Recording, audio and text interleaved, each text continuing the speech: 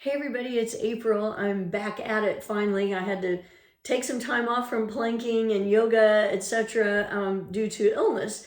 So today I want to talk about how to know when you should be planking or working out after you've been sick or while you're sick. So I'm probably going to stay on my hands most of the time just because I find that to be a little bit easier for me. Obviously, you can switch around and do whatever you want. Notice I'm still a little bit hoarse. So if you're starting on your hands, starting table, pull your shoulders down your back, then lift your upper back, lift your chest, pull in your belly, come up on your toes, shift your weight forward slightly. The timer has begun. And then once you're in your plank, you want to do all of that again. So separate your shoulders, really broaden your upper back. Pull in your belly again, tighten up your glutes, press your heels back. So now you're even engaging your legs. So really everything in your body, every muscle is working. You're working on strengthening your hands, your wrists, your arms, your shoulders, your abs, and your glutes. We're at 30 seconds already. And really working on toning your legs, improving your posture. You've got it going on.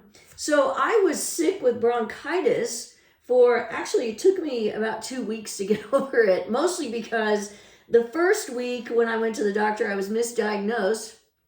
And so I didn't have a medication until the second week when I went back, which was last week, and found out, oh yes, you have bronchitis and you need a steroid pack and you need an antibiotic. So that has helped get me over the hump. Oh, we're already at a minute. We're almost at a minute 10.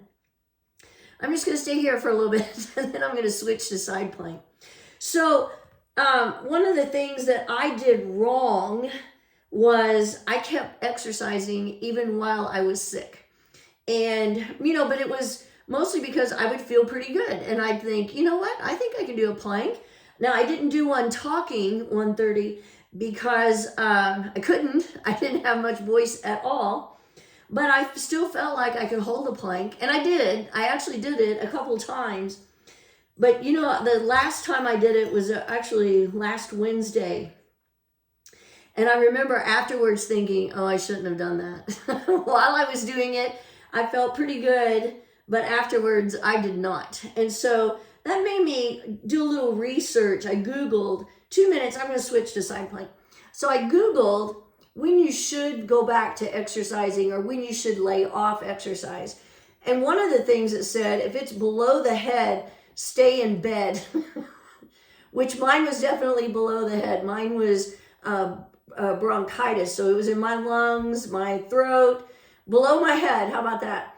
So what that means also though, is if you have a cold or maybe just a sore throat, one of the things I read, we're at 2:30, was that exercising can actually help speed up your recovery if you have something like that. However, if you have something below the head, exercise can actually make it worse. And it can cause you to have a bit of a relapse, which I'm going to say that's what happened to me.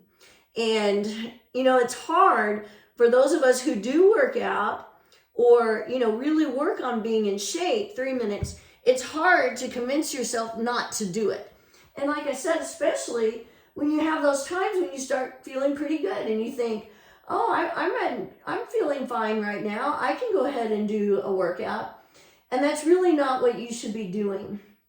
Another thing I found was if you have a fever, you absolutely should not be working out because you already have a warm internal temperature or hotter than normal. And then if you work out, that's just going to exacerbate the problem. And you don't want to make yourself sicker by working out because think about it. If you need to maybe take off 2 weeks, and that feels like a long time, I know, but if you go back too soon, you're just going to prolong the illness and make it a longer amount of time before you can really get back at it again. So you have to use your head, 4 minutes. And I apparently wasn't using my head. And the thing is, if you were working out and you're in reasonably good shape, you're going to get back at it. It's okay if you have to take off a couple of weeks because you know what? One of the reasons why you work out is because you care about your body and you care about your overall well-being and your fitness. So if you're not going to take the time to let it recover, then you're sabotaging yourself. And that goes against that whole idea of working out for a stronger body. Because if you're going to work out for a stronger body, then you also need to let your body recover to be stronger. So I learned a lot from this. I learned a lot from this illness. And I hope this is helpful to you, that take the time off if you need it. You know, when you're sick, and you need to rest. And that's one of the best things you can do to help with your recovery. And working out too soon isn't going to help. So for me, you know, really I missed about 2 weeks. Like I said, I did do a few dumb things while I was sick. But then I just stopped. I stopped teaching yoga. I stopped planking. And look, I'm back at it now. It's okay. I will survive.